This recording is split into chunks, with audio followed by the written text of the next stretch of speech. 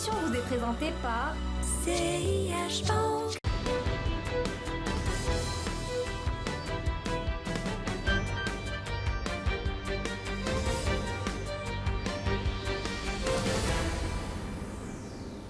Bonjour, j'espère que vous avez passé de bonnes vacances et je suis très ravi de vous retrouver pour ce numéro de reprise de l'hebdo des marchés. Alors, actualité oblige, on vous parle des trimestriels des entreprises avec quelques valeurs ou secteurs qui se sont distingués du lot.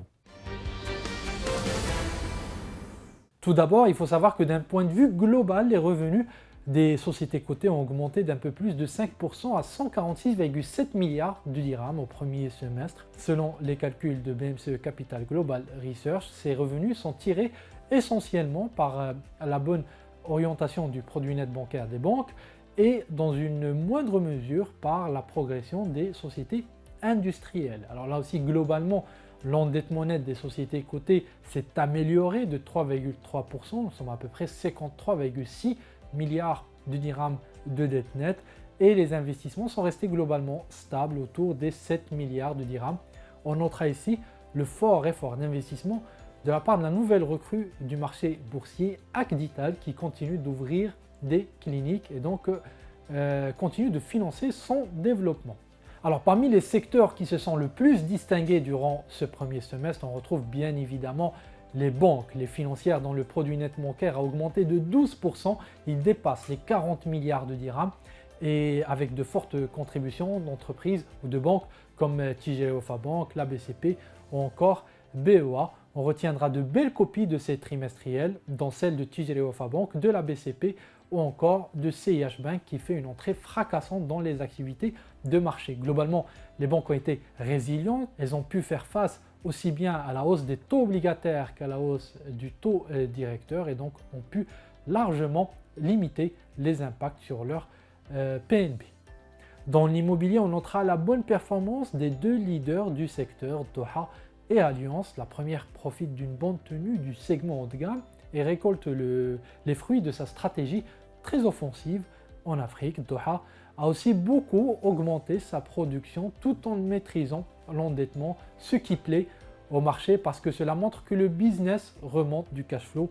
C'est une bonne nouvelle pour le marché. Et alors que Doha se devait de convaincre sur ses promesses du printemps, Alliance, elle, devait confirmer que son plan stratégique se déroule comme prévu. C'est le cas, on le voit avec des écoulements qui restent élevés, notamment dans le logement social, une production qui augmente et une dette qui reste maîtrisée.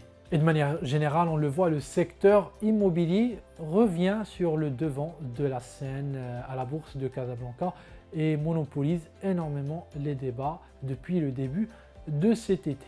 Dans d'autres secteurs, il y a des valeurs qui ont fait des annonces importantes cet été et qui connaissent en ce moment même des revirements stratégiques importants. Risma, par exemple, qui est en tête de liste avec la sortie du groupe Accor du tour de table, une opération accompagnée par la cession de Accor Gestion Maroc au groupe français pour plus de 170 millions de dirhams.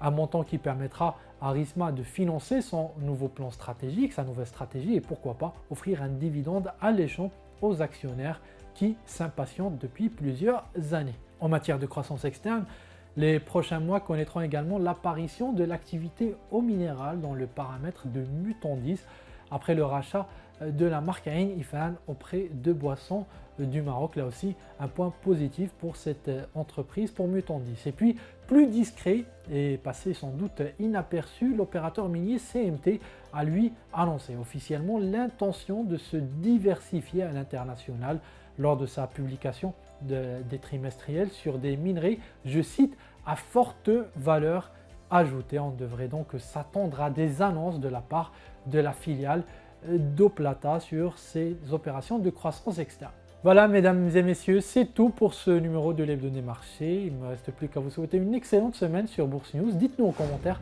quelles sont les valeurs qui vous paraissent, vous, les plus intéressantes après ces trimestriels. À bientôt.